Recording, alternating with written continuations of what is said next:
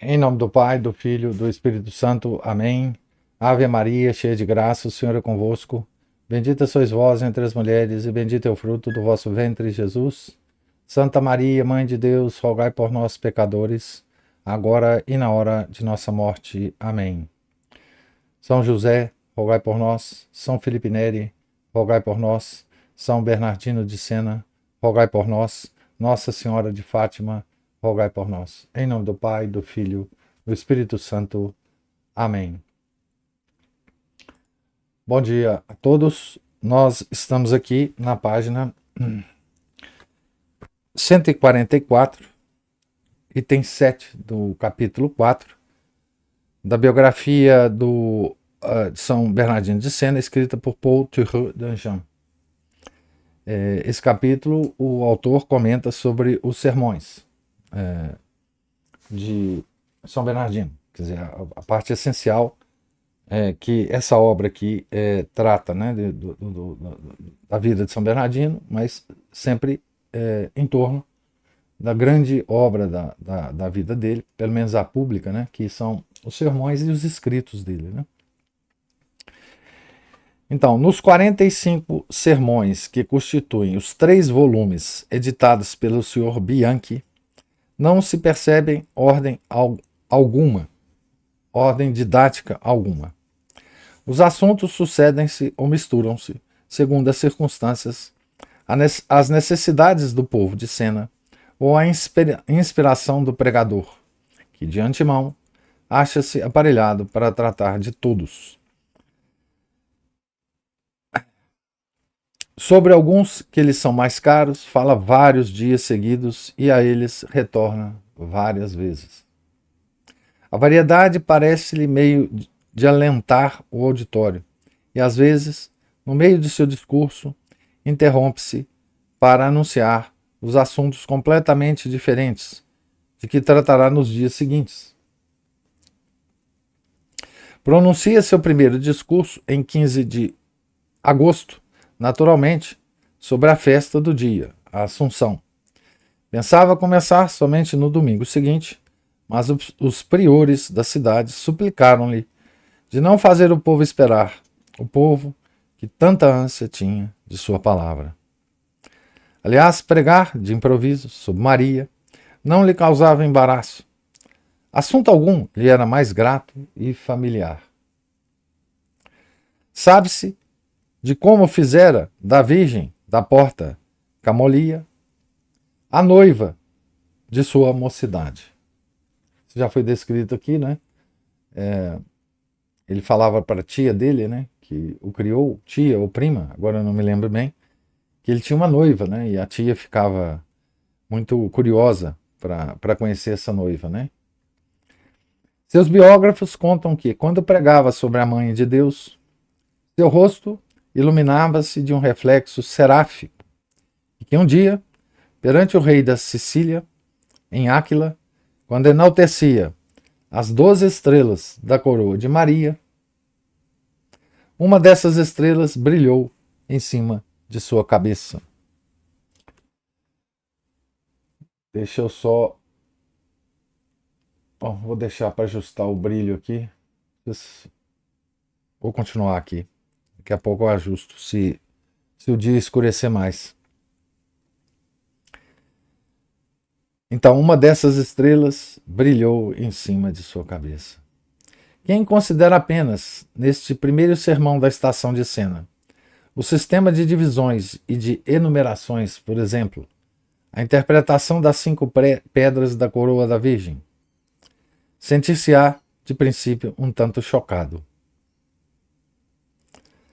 Mas percebe-se logo a terna e calorosa inspiração que circula e transborda através do quadro, transformando a dissertação escolástica em oração ardente,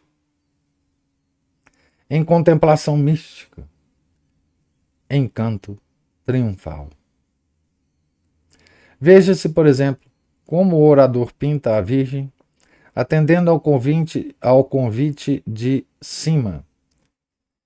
Veni de Líbano, sponsa mea. Ele a apresenta, pondo-se imediatamente em movimento, elevando-se da terra as nuvens, atravessando sucessivamente o céu da Lua, de Mercúrio, de Vênus, do Sol, de Marte, de Júpiter, de Saturno, não se detendo em parte alguma, subindo cada vez mais alto, atingindo o céu das estrelas, depois o cristalino, depois o empíreo, toda radiante de festa, de alegria e de glória. Então, vamos aqui ao trecho do discurso, né? Como na primavera a terra está pejada de flores e de perfumes, assim Maria está coroada de anjos, de apóstolos, de mártires, de confessores. Todos se agrupam em seu redor, envolvendo-a dos cantos e dos perfumes mais suaves. Parece-me que podeis vê-la em pensamento, elevando-se à glória, a convite de todos os espíritos bem-aventurados, com tanta alegria, com tão doces cânticos, com tal festa, que somente em imaginá-la, por estas breves palavras, sentimos-nos encantados. Todos, anjos, arcanjos, querubins, serafins, apóstolos, patriarcas, profetas, virgens, mártires, cercam-na, exultando, cantando, dançando, como vedes pintado perto daqui, acima da porta Camolia.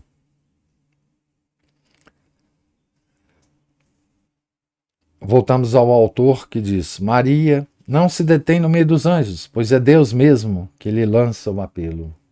Voltando a São Bernardino. Considerai Maria subindo até o Pai Eterno, ornada de todas as virtudes que tornam a alma bela.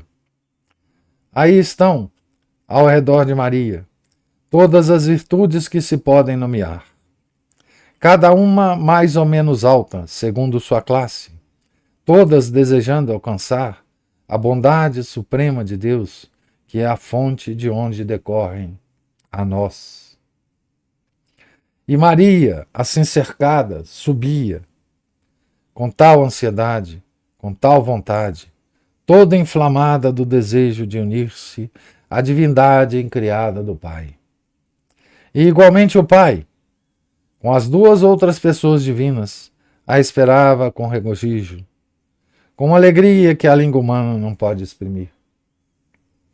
O Cântico dos Cânticos dá um tanto a impressão da doçura das palavras do Pai, quando diz: Veni in orte meam soror esponsa, miscui mirra mea cum aromatimos meios, comedi favum cum meli mel, bibi vinum mel cum lacte mel.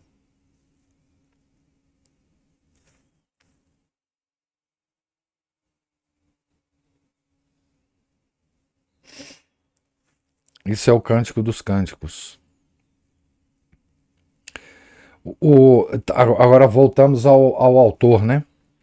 O orador contempla em seguida Deus Pai convidando Maria a reconhecer seu doce filho, Dulce Figliuolo.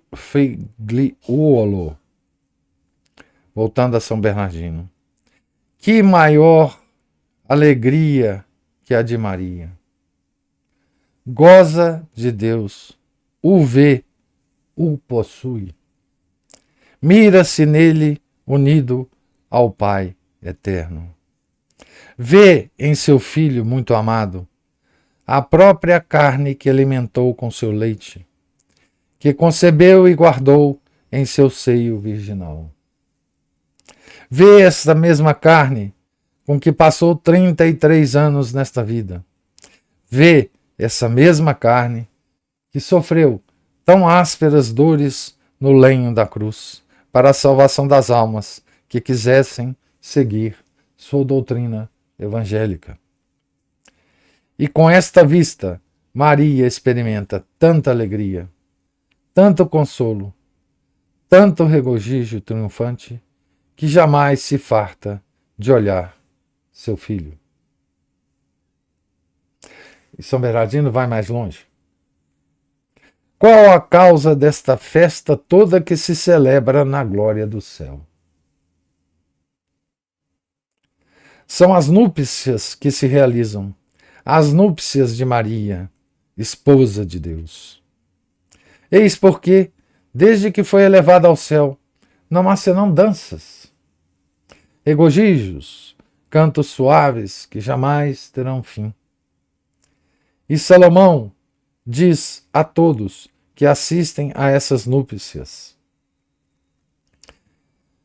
Venite e comedite panem meum et bebite vinum quadmiscui vobis. Venite e comedite omnes et inebriamini. Venham comer meu pão e beber o vinho que preparei para vocês. Venham comer todos vocês e se embebedar. Todos nós somos convidados a essas núpcias. Ó mulheres, quisera Deus que eu vos visse inebriadas, e eu convosco, desse vinho de glória da vida eterna. Então termina aqui o trecho que o nosso autor escolheu sobre a Virgem Maria em um dos sermões de São Bernardino de Sena. A despeito da impotência de nosso português moderno para traduzir a graça, a frescura, o sabor da velha língua senense, dir-se-ia alguma dessas visões seráficas que era Fra Angélico começava então a pintar nas paredes dos claustros e em que representava, no esplendor de uma luz celestial, no sorriso de uma beatitude e de uma mocidade eternas, os santos e os anjos, cantando, tocando instrumentos, dançando nas relvas floridas do paraíso, ou cercando no êxtase da adoração uma Virgem Imaculada coroada por um Cristo radiante de divina ternura. Fra Angélico, ele era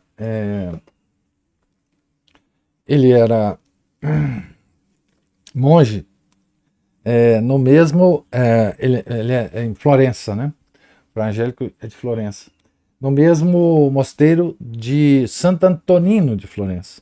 Então, eu imagino, não sei a cronologia aqui na minha cabeça, mas vocês podem depois checar. Eu imagino que Fra Angélico, as pinturas de Fra Angélico são absolutamente impressionantes, né? Fra Angélico, acho que é beato, né? Devia ser santo, mas enfim, eu acho que ele é beato. E eu imagino que ele seja um pouco posterior. Eu não sei também se... Aqui fala que Fra Angélico começava então a pintar, né? Alguma dessas visões seráficas que Fra Angélico começava então a pintar nas paredes dos claustros. Então ele deve ser já contemporâneo de São Bernardino no final da vida e depois contemporâneo de Santo Antonino de Florença. As pinturas dele são absolutamente extraordinárias, né? Voltando à leitura, um dos primeiros assuntos tratados por Bernardino após essa estreia é a própria pregação. Então, a pregação se tornou assunto da pregação, né? Ele ocasião de externar a importância que lhe dava. Atreve-se a dizer que entre a missa e o sermão do domingo, melhor seria faltar à missa que ao sermão. Olha que coisa. Que seria da fé cristã, pergunta ele, se não fosse pregada? E declara que o silêncio do púlpito seria um dos sinais deste reino do anticristo, de que tanto se falava então. O silêncio do púlpito, né? Isso também é uma coisa que a gente pode meditar hoje, né? O púlpito não está em silêncio hoje, né? só que ele não fala mais das coisas de Deus. Então, do ponto de vista das coisas de Deus, né, de um modo geral, os púlpitos da igreja estão em silêncio, né? Insiste em lembrar, aliás, em outros lugares, que é para cumprir mais livremente a missão de pregador, para se lhe dedicar mais exclusivamente, que recusou a honra do bispado. Abre aspas. Há vários anos, diz, aturo este cansaço da prédica e não conheço melhor cansaço. Eis porque resolvi deixar toda outra obra. Não confesso homem nem mulher e somente me ocupo em semear a palavra de Deus. Fecha aspas. Nem as confissões ele se dedicava, né? Em seguida, aludindo a todos que lhe vêm suplicar, encarregar-se de tal ou qual negócio, de apaziguar uma inimizade, de promover o pagamento de uma dívida, de reconciliar um pai com um filho, um marido com a esposa, de endireitar uma paróquia. Abre aspas. Isso não é meu papel, responde. Meu papel é somente pregar. Por isso, com que convicção ele exorta ele o povo a assistir o sermão. Abre aspas. Ó vós que estáis frios e mortos, exclama, ide à fonte da vida. Ó mulher, quando de manhã vens a esta fonte de vida e da doutrina de Deus, à pregação, não deixes teu marido na cama, nem teu filho, nem teu irmão. Cuida, porém, de os acordar e que venham também ouvir o que, se forem mortos, os tornará vivos. Fecha aspas. Entretanto, com a sabedoria e o espírito de medida que se juntam sempre a seu zelo, este pregador, tão convencido da excelência do sermão, é o primeiro a desaconselhar certas pessoas de assisti-lo. Tens doente em casa? Palavras de São Bernardino, né? Tens doente em casa? Sim. Não percebes o bem que fazes, tratando-o? Não o abandones para vir ao sermão. Tens crianças pequenas? Sim. Não relaxes nada que lhe seja necessário para vir ao sermão. Tens marido e filhos para os quais deves tratar da casa? Sim. Não os deixes para assistir ao sermão. Se não angariasses para a tua família o que ela necessita, não gabaria tua vida, pois precisas medir a parte dada ao altar. Che ti conviene misurare l'altare. Deixa eu ver se está chovendo aqui, gente. Não está por enquanto. Fecha aspas para São Bernardino, né? Insiste em dar conselhos práticos. Deixa eu fechar a janela aqui.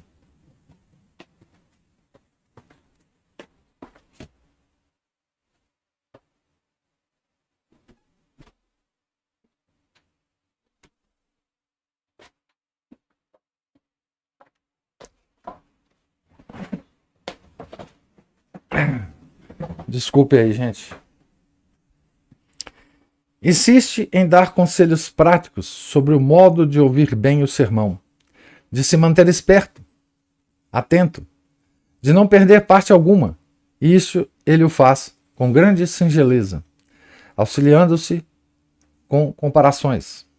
Assim recomenda a seus ouvintes ruminar no regresso à loja ou à vinha o que disse o pregador. Ele diz, abre aspas, imitai o boi quando ele acaba de pastar. Ele rumina, e esta ruminação parece-lhe melhor que pastar. Fazei o mesmo com a palavra de Deus, quando a ouvis. Ruminai-a muito, a fim de que vos pareça ainda melhor a ruminar do que a ouvir. A esses conselhos mistura pequenas exposições satíricas. Por exemplo, a história de um monge gordo e boçal. Aqui tem a expressão em italiano, né? Tanto grosso di quelle grossolane, c'era una confusione, tanto era grosso. Tão grande,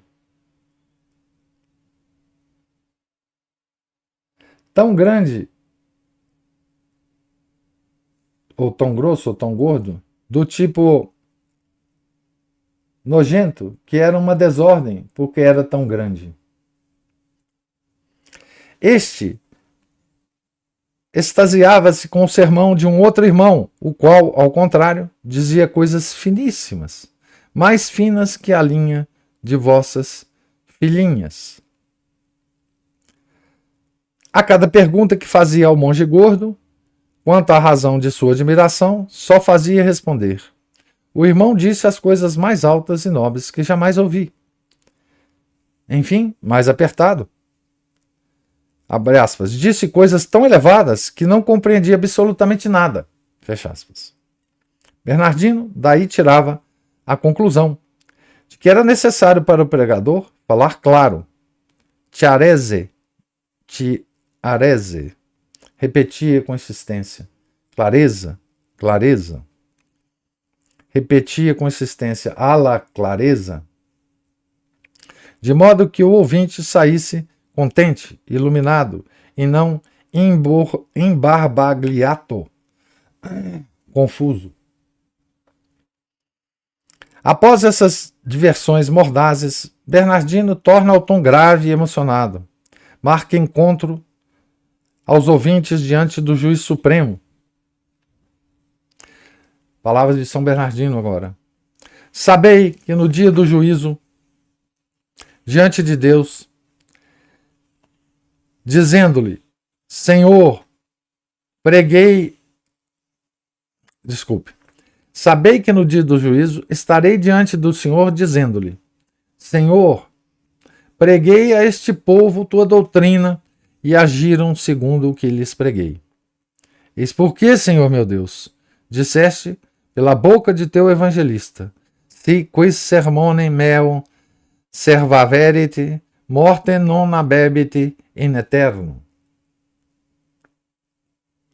Se alguém cumprir a minha palavra, nunca morrerá. Todo aquele que guardar minha palavra não morrerá eternamente. Faze, pois, Senhor, que esses estejam salvos, e estarei também diante de Deus contra aqueles que resistiram às minhas prédicas, e da mesma forma direi a Deus, Senhor, anunciei a este povo que me mandaste. Não me quiseram ouvir, nem seguir a minha palavra.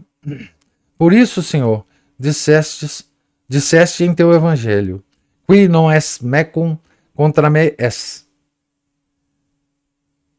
Quem não está comigo, está contra mim. Todo aquele que não está comigo, está contra mim. Ora, já que estes não quiseram estar contigo, Senhor, cumpra-se tua justiça. Aqui, então, termina as palavras de São Bernardino. A calúnia, que é de todos os tempos e de todos os países, imperava em cena. Isso se conclui que Bernardino consagra a esse assunto nada menos de 4 sermões seguidos. Apesar das divisões estranhamente baseadas sobre a descrição do dragão do Apocalipse, revela-se nestes sermões moralista engenhoso, maleável e ao mesmo tempo prático e elevado. Todos os males provenientes da maledicência aí estão finalmente analisados, vivamente censurados. As censuras, as verberações do orador, têm sempre o efeito de desligar as almas do pecado. O tom é variado. Pinturas de costumes, historietas intercaladas, descansam das considerações abstratas. A estas passagens engraçadas sucedem movimentos patéticos. Assim é uma vibrante maldição, levantada contra a língua do detrator, semeadora de escândalos, de mentiras, de discórdias e de guerra. Abre aspas. Primeira causa da contenda dos guelfos e dos gibelinos. Fecha aspas. Mas se Bernardino condena a calúnia, ele não quer que a vítima se magoe, pois não lhe é mais vantajoso ser difamada do que louvada. E acrescenta, palavras de São Bernardino, por um só motivo queria ter dinheiro. Para quê? Para gastá-lo em esmolas. Para casar as moças? Não. Para proveito das igrejas? Não. Para os presos? Não. Então para quê? Para doá-lo a todos que quisessem falar mal de mim. E diz-me, quem julgas seja mais útil à minha alma? Alguém que me louve ou alguém que me censure?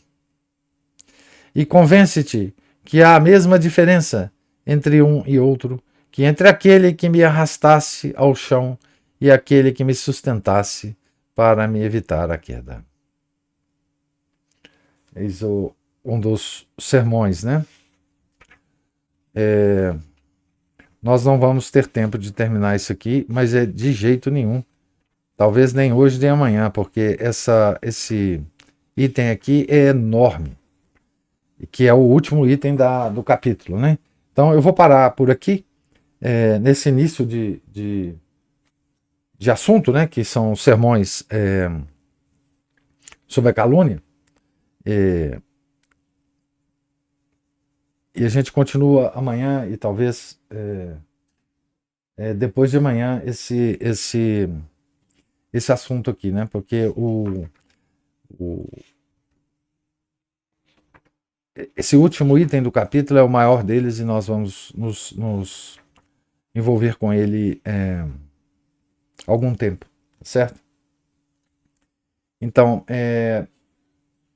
pergunto aos senhores se há comentários ou observações sobre essa parte lida aqui, né? Que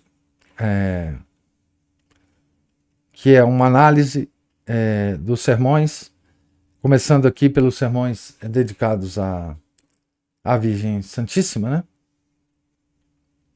né? E depois uma prédica sobre o sermão, né? Tá certo? Professor? Sim. Teve uma nota aqui, uma tradução aqui que eu deixei de enviar, eu fiz, mas eu deixei de enviar para o senhor. E eu acho que vale a pena ler, que é justamente sobre quando estava falando O Cântico dos Cânticos, né? É bonito, porque algumas coisas, né? Porque eu não sou de forma alguma tradutora, eu só estou indo lá no Google, né? Mas porque para mim faz falta.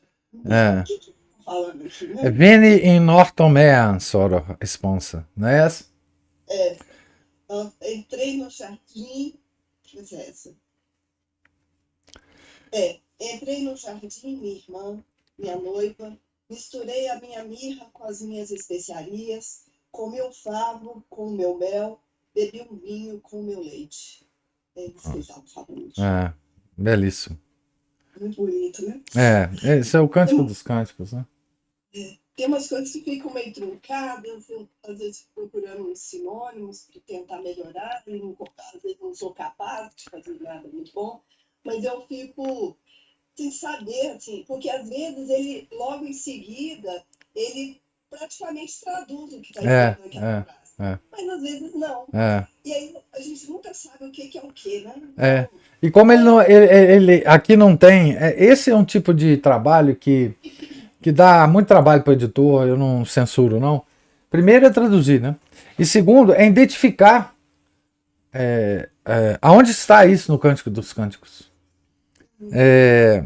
Porque com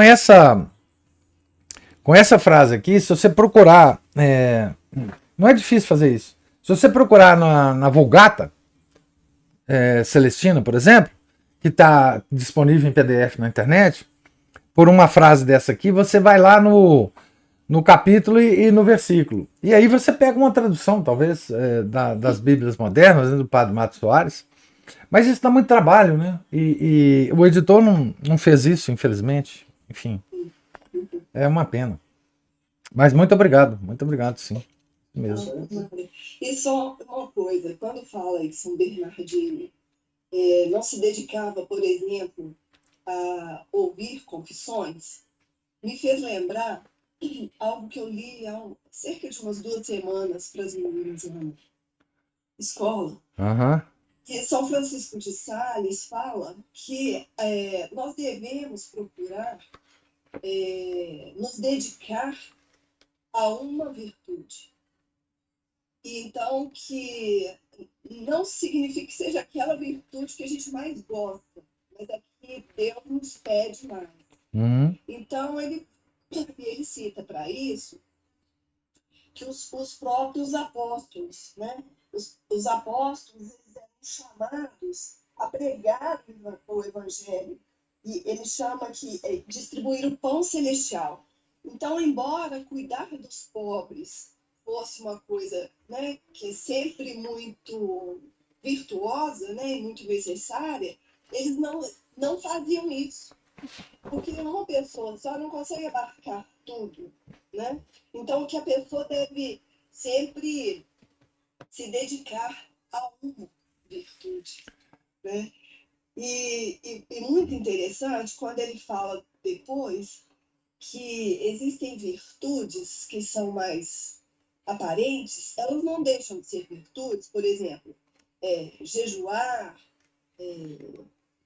se mortificar, andar descalço, dormir no chão frio, coisas assim, elas não são, de modo algum, elas não deixam de ser virtudes, não deixam de ser mortificações e tal, mas que nós devemos nos dedicar àquelas que são menos aparentes.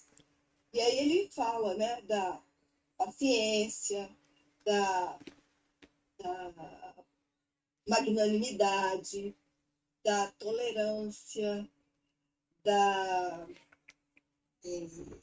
ele fala que ele chama isso, inclusive, da modéstia, ele chama isso, inclusive, de mortificações. E elas não são aparentes. São mortificações mesmo, do coração e da vontade e do intelecto. Então ele chama isso, e ele fala que essas são mais excelentes do que aquelas que são mais aparentes. Porque não, você falou aí, né? A paciência é uma das coisas menos aparentes que existe, né? Uhum. Porque um homem paciente, ele normalmente ele parece as outras pessoas. É um tipo de virtude que parece as outras pessoas que estão sofrendo essa virtude como outra coisa qualquer, né? Como simpatia, como acolhimento, como qualquer outra coisa, menos paciência. E parece que a pessoa paciente, por exemplo, usando o exemplo do senhor, parece que a pessoa paciente já nasceu paciente. Isso, não faz esforço nenhum. Não faz esforço nenhum. É algo dela, natural dela. As pessoas até usam o argumento, né? Mas se eu tivesse nascido assim, eu seria paciente também. Uhum. É isso mesmo. Parece natural. Por isso que as virtudes, elas parecem naturais em qualquer pessoa quando elas se transformam na pessoa aquele hábito, né? Como hábito, o hábito no sentido mais geral da palavra, né? É como se fosse uma segunda natureza. Mas ninguém vê o esforço que a pessoa faz, né, para manter esse hábito, né? E para adquirir esse hábito. Uhum. É porque quando se torna um hábito, a pessoa já, vamos dizer assim, reage dessa maneira, né? Exatamente. Ele já não precisa de esforço nenhum para. É como é dirigir, né? É como dirigir carro, né? Você dirige conversando, falando no celular, não deve, né? Mas, mas você dirige. Mas até chegar nesse ponto, né, professor? É, Precisou de pessoas. É. é, é. Por isso que eu gosto tanto de São Francisco de Sales. Ah, não. Ele, É, nossa, ele explica, né? é. E as comparações dele com a natureza são fantásticas. Os passarinhos, os negócios. Ah, ele é uma doçura. Professor, mas aí, pegando essa linhazinha aí das virtudes, né? Porque principalmente aqui no Brasil, o pessoal acha que a pessoa nasce pronta, né? Perfeita. Ah, isso eu tenho dom para isso. Não. Vamos pegar. E se dá certo na vida é porque é sorte, né? É sorte, Deus te deu, né? Né? E por isso é obrigado a compartilhar comigo. Isso, ainda tem esse fato, né? Tipo, já que você ganhou, conseguiu tanto, dá uma parte para mim. É. Não, Nossa, professor, mas isso aqui era um tal Isso quando eu era mais novo, minha mãe, né? Era um tal da minha mãe que tá cercando de gente assim. Ah, fulaninho tem tanto, pede pra ele me arrumar um tanto. E aí já vinha enfiar assim de mim, tipo, ah, você tem tanto aí, dá a partir que você tem pros outros, ah, os outros pra poder se esforçar aí, eu não consegui, velho. mas isso Aí não existe, não. isso vira uma espécie de desestímulo para você não ter, ou pelo menos não aparentar ter. Que daí também é uma forma que eu tenho de defesa, justamente assim, andar esculachado, bagulhado, não exibir nenhum sinal exterior de prosperidade, porque se tiver, daqui a pouco tem gente pedindo emprestado. Isso é fundamental, Isso é Não fundamental. no Brasil, né? É claro. Assim, por isso você vê que o comunismo aqui faria um baita sucesso, porque nada melhor do que invejar o que o outro tem e tomar o que é dele achando que você tem pleno direito aqui, né? Bom, Se bem que aqui nada dá certo, lembre-se. Aqui nada dá certo. É isso que eu estava pensando hoje antes de levantar, porque ou o brasileiro se sabota, ou ele vai estar cercado de gente que o sabota. Vai dar errado. Não tem. Tudo tem a tendência, com esforço, a dar certo. Mas em se tratando com o brasileiro, ele dá um jeito de acabar com tudo. Frear de tudo. destruir tudo. Impressionante. Frear tudo. Mesmo as pessoas que nascem com habilidades naturais, como a gente estava falando aqui, essas pessoas são perseguidas, são. Sim. Né? Uma forma de ter paz aqui no Brasil, perto do brasileiro, é o seguinte: se você parar de se esforçar para alguma coisa boa, se você for medíocre, se você, de preferência, você se tornar uma pessoa problemática, e pronto. Aí você consegue paz, ninguém te aborrece, ninguém te atormenta, ninguém te interrompe. E quando você não é, você finge que é. Exato, tem que fingir que é. Exatamente. Eu tenho muitas defesas assim. Eu finge que eu não tenho nada, eu finge que eu sou um imbecil completo. Bom. Nos empregos administrativos, você tem que fingir que não é competente, Isso. que deixa as coisas atrasarem. Você pode fazer as coisas direitinho, deixar escondido na gaveta.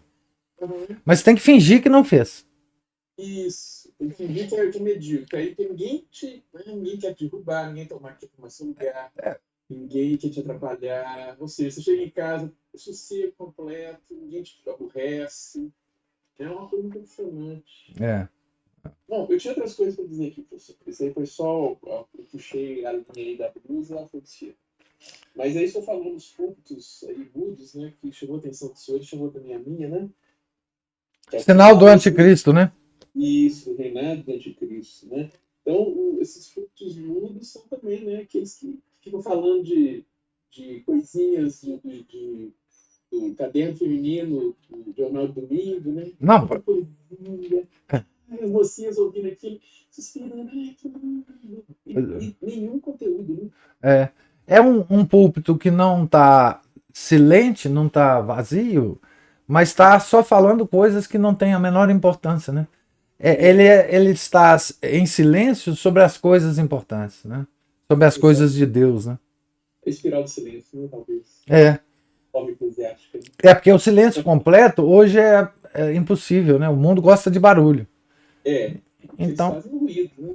Ruído lá. Porque não tem conteúdo nenhum. É o que afugenta muita gente das missas, das igrejas, o pessoal vai partir para os crentes, né? Para o budismo, para o ateísmo, vai para isso. Então, assim, no medievo, o Uhum. sinal que eles imaginavam era um púlpito silente, vazio, sem Uhum. ninguém. Mas isso evoluiu muito. São Bernardino está muito desatualizado. E o capeta foi muito esperto. Ah, E outra parte que me chamou a atenção dessa de dominar os sermões, que é uma tudo que a gente é meditação, né? é meditação, Oração né? mental, né? Vai ler, vai ouvir, vai contemplar, tem que acabar levando aqui para tirar uma lição, resolução e uma prática, né? Não Ah, só ficar, oh, que nobres verdades. Não, para levar uma prática. ah. Daí que eu vi também o seguinte, a vantagem de ouvir as pregações no final da missa ou em algum outro momento que o ouvinte possa sair da pregação e continuar ruminando os sermões, porque senão ele desvia o foco da ruminação, vai para a meditação ali na missa e, claro, se ele tiver capacidade de continuar conduzindo ali aquela ruminação ali junto com a meditação ali das partes da missa, as orações,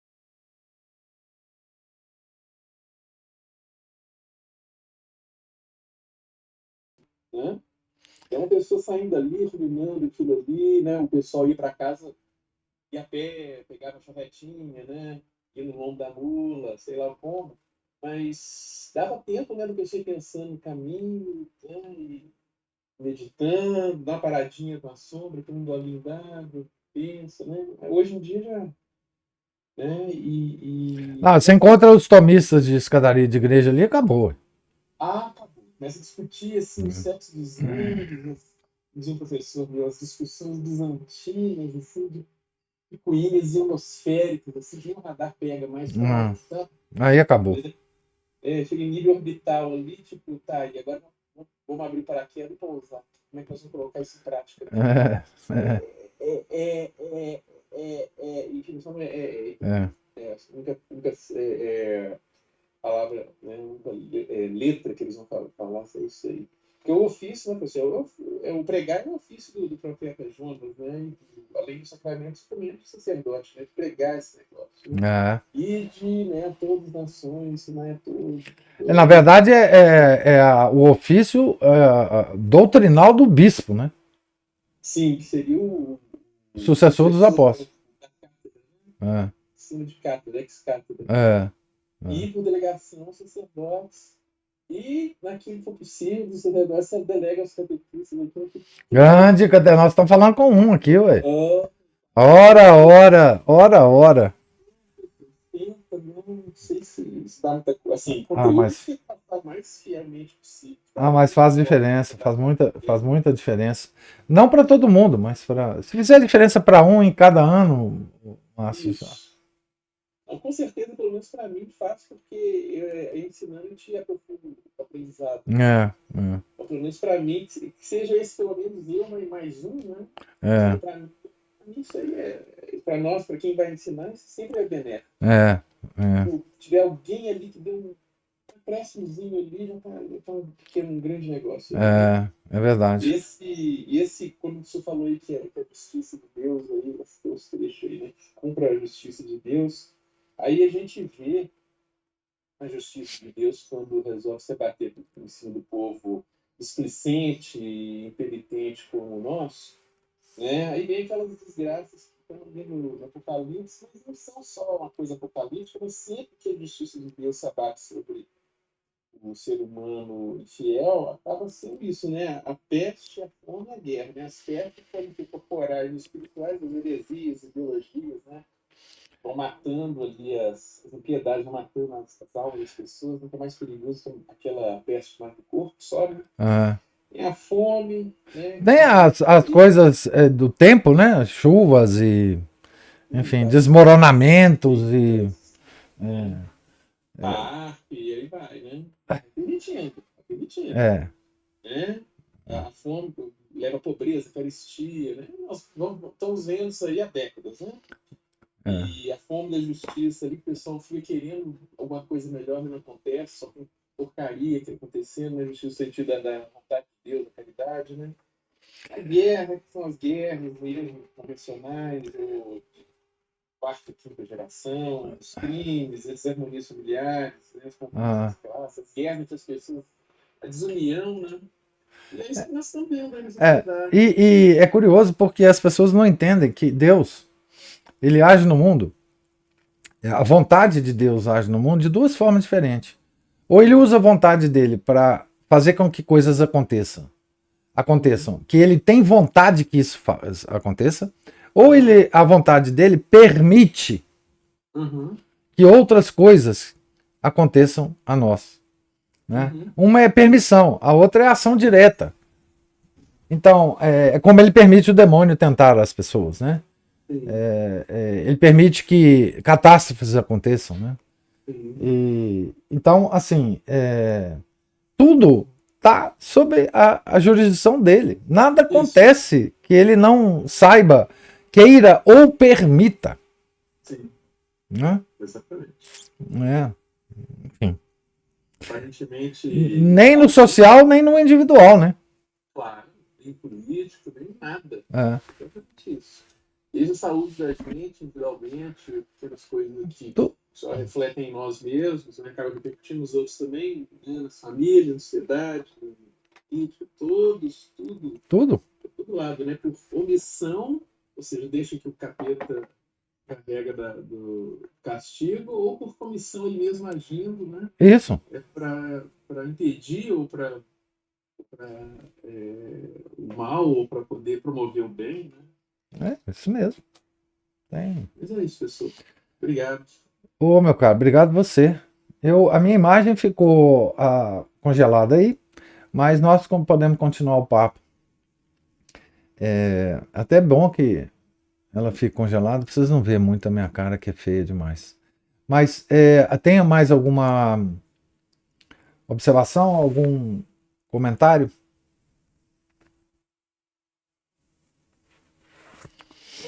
Então, Deus lhes pague a presença, a paciência, os comentários, observações. Tenham todos um santo dia. Fiquem com Deus. Em nome do Pai, do Filho e do Espírito Santo. Amém. Ave Maria, cheia de graça, o Senhor é convosco. Bendita sois vós entre as mulheres, e bendito é o fruto do vosso ventre, Jesus. Santa Maria, Mãe de Deus, rogai por nós, pecadores, agora e na hora de nossa morte. Amém. São José, rogai por nós. São Felipe Neri, rogai por nós. São Bernardino de Sena, rogai por nós. Nossa Senhora de Fátima, rogai por nós. Em nome do Pai, do Filho, do Espírito Santo. Amém.